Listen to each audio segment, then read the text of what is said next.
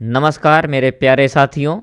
और आप सभी का इंतज़ार हुआ ख़त्म, क्योंकि अब आज से यानी कि 31 ऑफ जनवरी से आरआरबी ग्रुप डी के नोटिफिकेशन के बाद अब क्या है, आवेदन स्टार्ट हो गए हैं, है ना।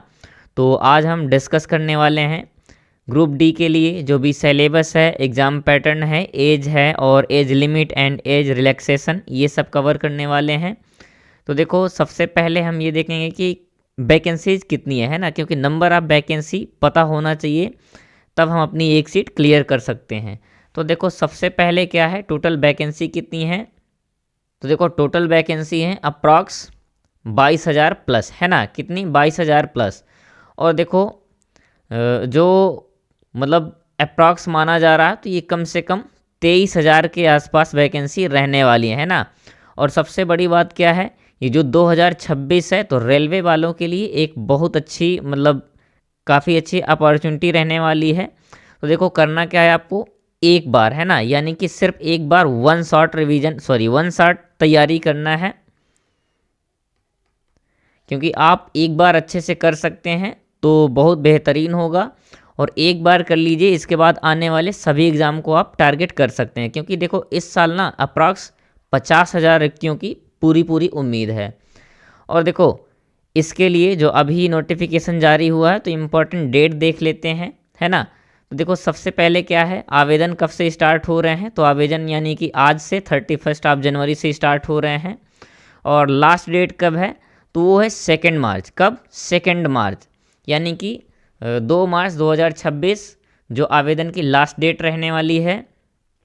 और सबसे बड़ी बात क्या है, इसके करेक्शन के लिए डेट क्या रहेगी, तो करेक्शन की डेट आएगी 5 टू 14 मार्च, है ना, 5 टू 14 मार्च। और फ़ी पेमेंट की लास्ट डेट क्या रहने वाली है, ये तो मान लीजिए क्या है, करेक्शन की है। और फ़ी पेमेंट की लास्ट डेट रहने वाली है 4 मार्च, है ना।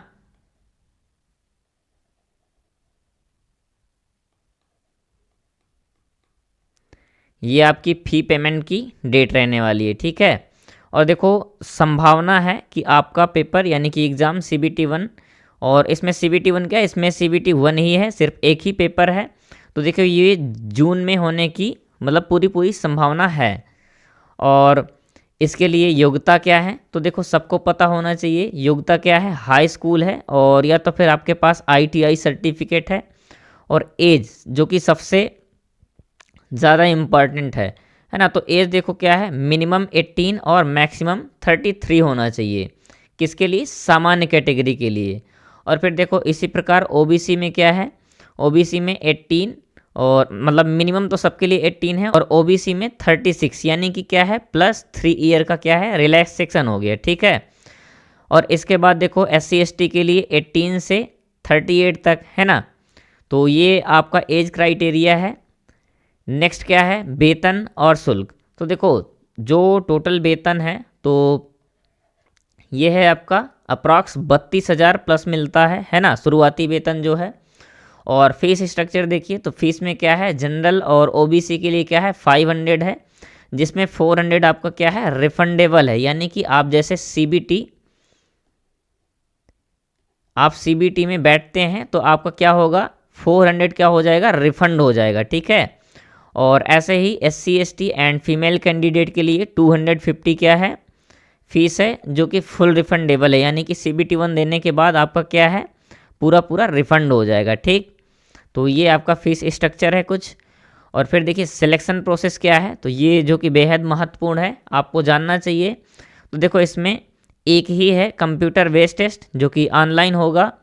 और इसके बाद फिर क्या है, इसमें फिजिकल एफिशिएंसी टेस्ट होगा, यानी कि PET, जिसे शारीरिक परीक्षा या शारीरिक दक्षता परीक्षा भी बोलते हैं, ठीक है।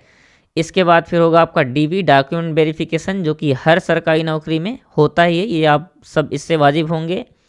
नेक्स्ट क्या है, मेडिकल चेकअप, है ना। तो इतना हाई लेवल का नहीं होता है, लेकिन हाँ रेलवे है, थोड़ा ठीक ठाक होता है। इसके बाद देखो, अब ये जो कि सबसे बेहद महत्वपूर्ण है, क्या है, एग्ज़ाम पैटर्न, है ना। CBT का क्या पैटर्न है, तो ये आपको बहुत बढ़िया तरीके से जानना चाहिए।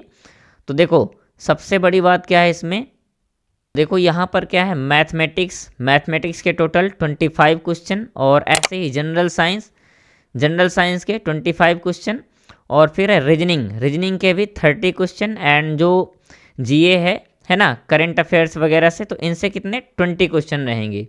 और नेगेटिव मार्किंग के लिए तो बिल्कुल दोस्तों 1/3 क्या है, नेगेटिव मार्किंग है। और देखो टोटल ड्यूरेशन कितना रहेगा, तो 90 मिनट्स का टाइम रहेगा, और उसमें टोटल आपको 100 क्वेश्चन अटेम्प्ट करने होंगे, ठीक है। तो ये आपका परीक्षा पैटर्न हो गया। और देखिए इसमें क्या है, सिलेबस है, तो सिलेबस को हम अभी अलग से बिल्कुल एकदम डिटेल में एक्सप्लेन करेंगे, लेकिन यहाँ पर आप समझ लीजिए कि जैसे मैथ में क्या है, नंबर हो गया, नंबर सिस्टम हो गया, और algebra, geometry and profit and loss, average, ये सब कोर टॉपिक हैं।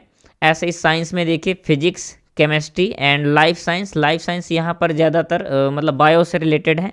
जितने भी क्वेश्चन यहाँ जनरेट होंगे तो बायो से होंगे। नेक्स्ट है जो अवेयरनेस के लिए है, यानी कि यहाँ स्पोर्ट, टेक, यानी कि टेक से संबंधित जितने भी क्वेश्चन बन सकते हैं, और क्या है, पॉलिटी या कल्चर, है ना। ये रहने वाला है आपका जीके का सिलेबस, ठीक है। और देखो क्या कह रहे हैं, एनसीईआरटी 10th बेस, लेकिन देखो 10th बेस तो मैं नहीं मानता हूँ, क्योंकि लेवल अच्छा खासा होता है ना। तो आपको तैयारी भी काफ़ी अच्छी तरीके से करना है। फिर क्या है, पीईटी यानी कि फिजिकल एफिशिएंसी टेस्ट। तो देखो ये मेल कैंडिडेट के लिए क्या है, 35 kg वेट लिफ्ट करके क्या है 100 मीटर आपको चलना होगा, और कितने 2 मिनट्स में। और ऐसे ही 1000 मीटर रन करना है कितने 4 मिनट्स एंड 15 सेकेंड में। 4 मिनट 15 सेकेंड में आपको 1000 मीटर के रनिंग करना होगा, किसके लिए, मेल कैंडिडेट। और इसी प्रकार देखो फीमेल कैंडिडेट के लिए क्या है, फीमेल कैंडिडेट के लिए 20 किलो वेट लेकर आपको 100 मीटर और 2 मिनट में चलना होगा। और रनिंग में देखो 1000 मीटर 5 मिनट 40 सेकेंड में करना होगा, किन्हें, फीमेल कैंडिडेट के लिए।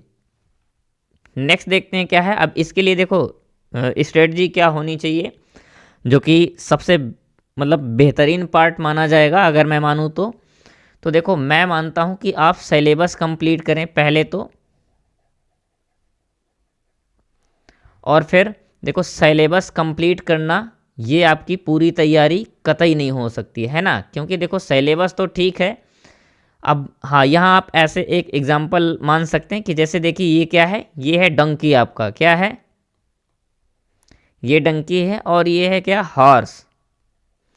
तो देखो इन दोनों में अगर रेस करवाई जाएगी तो कौन आगे निकलेगा, हॉर्स या डंकी। तो मुझे लग रहा है, और सबको लगना भी चाहिए, कौन निकलेगा। तो देखो इनकी रेस में कौन निकलेगा, मैं तो मानता हूं कि भैया यहाँ पर हॉर्स आगे निकलेगा, है ना। और डंकी क्या है, लूज़र माना जाएगा, क्योंकि देखो प्रैक्टिस में कौन रहता है, हमेशा हॉर्स रहता है। तो भैया सिंपल सी बात है, आपको क्या करना पड़ेगा, प्रैक्टिस करना होगा रेगुलर, और क्या करना होगा, मिक्स क्वेश्चन के साथ करना होगा, ठीक है। हाँ ये मान सकते हैं कि देखो आप जैसे मान लीजिए आपका कुछ कोर टॉपिक काफ़ी अच्छा है, तो उसे आप थोड़ा सा कम देख के, और जहाँ पर आपका वीकनेस है उसे आप थोड़ा सा स्ट्रांग करने का प्रयास करेंगे, ठीक। और देखो इसमें क्या है कि आप टारगेट 80+ का करके चलेंगे, तब आपका चयन एकदम सुनिश्चित है, ठीक है। फोकस करना है आपको साइंस में एनसीईआरटी बेस्ड, और मैथमेटिक्स इसके पहले आपको पीवाईक्यू सॉल्व कर लेना है, फिर आपको थोड़ा सा अपना बेस देखना है कि अभी हम कहाँ पर लाई कर रहे हैं। और देखो सबसे बड़ी बात क्या है, 5 to 6 मंथ में क्या करना है, आपको एकदम कंसिस्टेंट रहना है। और ये सबसे इम्पॉर्टेंट चीज़ है, मैं बार बार बोलूँगा, आपको मॉक टेस्ट मिक्स्ड क्वेश्चन के साथ करते रहना है, ठीक है। तो आप बिल्कुल सफलता के एकदम नज़दीक जाएंगे, और उम्मीद है कि आप सफल भी होंगे। तो मुझे उम्मीद है दोस्तों, जितना भी अभी मैंने कुछ समझाया है तो आप सभी को क्लियर हुआ होगा। और देखिए एग्ज़ाम कोडर आपके लिए लेकर आ रहा है, किसके लिए, रेलवे की साइंस, रेलवे की साइंस के लिए प्रॉपर क्लासें ला रहे हैं हम लोग। तो उम्मीद है आप सभी को सब कुछ क्लियर हुआ होगा। तो मिलते हैं दोस्तों नेक्स्ट क्लास में, तब तक के लिए बेस्ट विशेस के साथ, थैंक यू दोस्तों।